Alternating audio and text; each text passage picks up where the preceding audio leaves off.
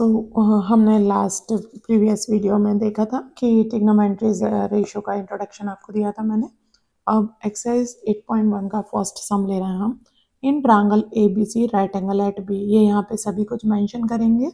Right angle B पे लेना है हमको और AB 24 है एंड BC जो है वो 7 centimetre. Determine sine A cos A sine C cos C। अब यहाँ पे A क्यों लिखा है, C क्यों लिखा है, ये हमें यहाँ पे देखना पड़ेगा कि अगर वो थीटा नहीं देते हैं और ABC के थ्रू मेंशन करते हैं तो उसका यहाँ पे क्या मीनिंग होता है या उसका यहाँ पे क्या वैल्यू होती है, क्यों हमको A और C अलग अलग पढ़ना होता है। सो फर्स्ट हमने यहाँ पे ये बनाया है और जो उन्होंने हमको बोली है इंफॉर्मेशन, उसके बेसिस पे हम ट्रायंगल बना रहे हैं। तो B पे उन्होंने बोला है राइट एंगल एट B, हमने B बना दिया है। नेक्स्ट उनका गिवन में हम यहाँ पे लिखेंगे given AB is equals to बताया गया है हमको 24 सेंटीमीटर और साथ में हमको बताया गया है BC is equals to 7 centimetre. B ये है, A यहाँ हो जाएगा, C यहाँ हो जाएगा। AB इज इक्वल्स टू 24 बोला गया है and BC is equals to 7। Hypo हमारे पास है नहीं है, फाइंड यहाँ पे हम कर लेते हैं जो उन्होंने हमको फाइंड करने बोला है। फर्स्ट चीज उन्होंने हमको बोला है साइन A कॉस A, इसके बीच में कॉमा लगा हुआ है, साइन ए और कॉस ए बोला है। और सेकंड थिंग जो इन्होंने हमको बोली है वो साइन C बोली है एंड कॉस C बोली है। तो इस A और C के क्या मायने हैं ये हम वीडियो में आगे पढ़ेंगे। तब तक आप हमारे साथ बने रहिए और वीडियोस को लाइक करिए, चैनल को सब्सक्राइब करिए। तो यहाँ पे वी नो दैट में हमको बाय पाइथो, हाइपो गिवन है नहीं है तो बाय पाइथो हमको सबसे पहले हाइपो फाइंड करना होगा। हाइपो के लिए AC का square is equals to AB का स्क्वायर प्लस BC का स्क्वायर लगाया जाता है। AC का square is equals to AB का स्क्वायर जो है वो 24 है और BC का जो है वो 7 है। AC का स्क्वायर इज इक्वल्स टू 24 का हमारे पास होता है 576 एंड 7 का होता है हमारे पास 49।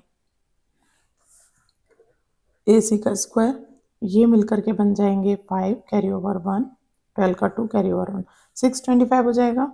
AC यहाँ से रूट हटेगा, यहाँ अंडर रूट पहुँच जाएगा, ये अंडर रूट बन जाएगा 625 और अंडर रूट 625 जो है वो AC is equals to 5 centimetre होता है। ये हमको AC फाइंड हो गया है, यहाँ की बात कर रहे हैं हम, ये भी हमको 5 फाइंड हो गया। अब जो फर्स्ट कंडीशन इन्होंने, अब यहाँ पे हम चाहें तो लिख सकते हैं सभी चीज़ें किस तरीके से। AB इज इक्वल्स टू हमारे पास है 24 सेंटीमीटर, BC हमारे पास है 7 सेंटीमीटर एंड AC हमारे को मिल गया है 5 सेंटीमीटर। ये तीनों चीज़ें हमने यहाँ पे नोट डाउन कर ली हैं। फर्स्ट जो कंडीशन थी हमें दिया गया था sine A and cos A। अब इस A का क्या मैटर है वो हम यहाँ समझते हैं। A मतलब ये, और साइन A की बात कर रहे हैं मीन्स बेस लाइन ये है, ये बेस लाइन हो गई। तो ऑपोजिट ऑफ A क्या हो गया, परपेंडिकुलर हो गया। तो साइन हमारा होता है perpendicular upon P by H होता है और कॉस जो है वो B बाई H होता है। तो यहाँ परपेंडिकुलर हमारा एंगल A के सामने वाला हो जाएगा, इसलिए उसको बोला जाएगा 7/5 एंड कॉस जो है वो बेस हमारी 24/5। ये फर्स्ट वाले का आंसर हो गया। सेकंड वाले की बात कर रहे हैं तो साइन C गिवन है और कॉस C गिवन है। तो इस कंडीशन में हमारा यहाँ क्या बनता है, ये C की बात कर रहे हैं और C की बात करेंगे तो इस बार बेस ये मानी जाती है। तो बेस 7 है और परपेंडिकुलर जो है वो इस बार 24 है। तो साइन में जो लगता है परपेंडिकुलर अपॉन हाइपो लगता है और इसमें बेस अपॉन हाइपो लगती है। C की बात करेंगे तो इस बार परपेंडिकुलर जो है वो हमारा है 24/5 और बेस हमारी है 7/5। तो यहाँ पे ये जो है तो है हमको आंसर मिल गए। फर्स्ट वाले का आंसर ये था और सेकंड वाले का आंसर ये है। तो ए आपने देखा यहाँ पे A और C के क्या मायने हैं। जिस भी एंगल को यहाँ पे लिया जाएगा उसी को बेस माना जाता है। यहाँ A लिया गया था तो A वाली एडजेसेंट साइड को बेस माना गया था और यहाँ C लिया गया है तो C वाली एडजेसेंट साइड को बेस माना जाता है। तो इस तरह से हमने क्वेश्चन नंबर 1 यहाँ पे कंप्लीट कर लिया है। और क्वेश्चन नंबर 2 जो है वो यहाँ पे हमको गिवन है। In figure 8.13। फिगर 8.13 में 10p माइनस कॉट आर हमें फाइंड करना है और ये फिगर हमारे पास यहाँ पे गिवन है जो इस तरीके से दिखाया गया है 12 सेंटीमीटर 13 सेंटीमीटर और ये हमको फाइंड करना है यहाँ से। तो यहीं से हम सेकंड वाला सम इजीली सॉल्व कर लेंगे। आप मेरे साथ बने रहेंगे तो ट्रिग्नोमेट्री आपको बिल्कुल चुटकियों का खेल लगेगी, क्योंकि इसमें मैं आपको बिल्कुल ऐसे इजी मेथड्स बताऊंगी जहाँ पे आपको 10th क्लास भी कहीं पे भी नहीं लगेगा कि हम 10th क्लास का सॉल्व कर रहे हैं, इतना ईजी हो जाएगा। सबसे पहले हम ये फिगर बना लेंगे जो फिगर हमको बताया गया है यहाँ पे। हाइपो 13 सेंटीमीटर गिवन है एंड ये 12 सेंटीमीटर गिवन है, ये हमें फाइंड करना है। और बात कर लेते हैं पी क्यू आर की। पी क्यू आर की बात करते हैं जिसमें यहाँ पे जो आपका गिवन है वो वही आएगा जो हमको मालूम है पी क्यू। यहाँ पे हम अभी डिसाइड नहीं करेंगे कि ये परपेंडिकुलर है, क्योंकि हम ये डिसाइड करेंगे कि बेस लाइन क्या कह रहे हैं वो, उसके बाद हमारा तय होगा कि परपेंडिकुलर कौन है। इसीलिए हम इसको जो हमने नेमिंग दिया है उसी से कॉल करते हैं। P Q is equal to 12 centimetre है and P R is equal to हमारे पास 13 सेंटीमीटर है। फाइंड हमें क्या करना है, दो चीज़ें फाइंड करनी है, एक तो हमें क्यू आर फाइंड करना है, दूसरा चीज़ जो इन्होंने हमको बोला हुआ है 10p माइनस कॉट आर। तो 10 को तो हम p पे से देखेंगे, इसको बेस मानेंगे, और कॉट को हम r पे से देखेंगे। दोनों के अलग अलग डायरेक्शन, जब हम p पे से देखेंगे तो p बेस होगा और जब हम r पे से देखेंगे तो r बेस होगा। तो ये तो बात यहाँ खत्म हो गई है। और वी नो दैट के हिसाब से हम बाय पाइथो लगाएंगे, क्योंकि पाइथो के थ्रू हम पहले थर्ड वाला जो है वो फाइंड करेंगे कितना सेंटीमीटर है।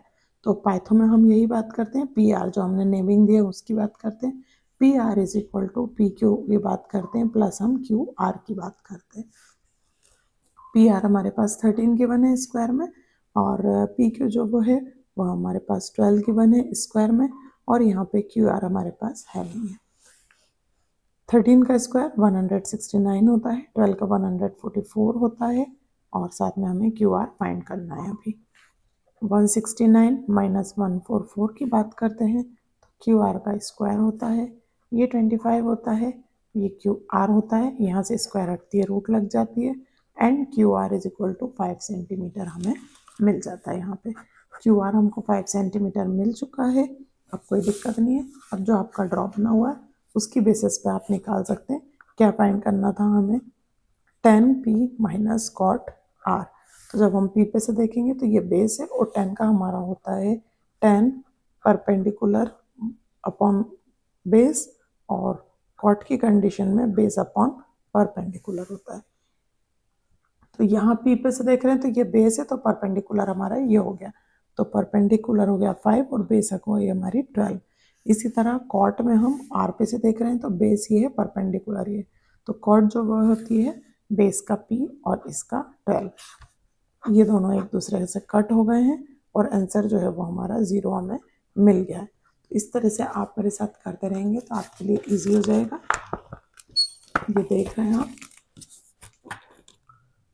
कॉट p अपॉन b और 10p अपॉन b दोनों का ही हमने वैल्यू रखा है। कॉट जो है वो b अपॉन p हो जाता है और ये p अपॉन b रहता है, और दोनों ही कंडीशन में ये एक दूसरे से कट गए। ये प्लस का 5/12 था, ये माइनस का 5/12 था, ये कट गए हैं, तो आंसर हमें यहाँ पे 0 आ गया है।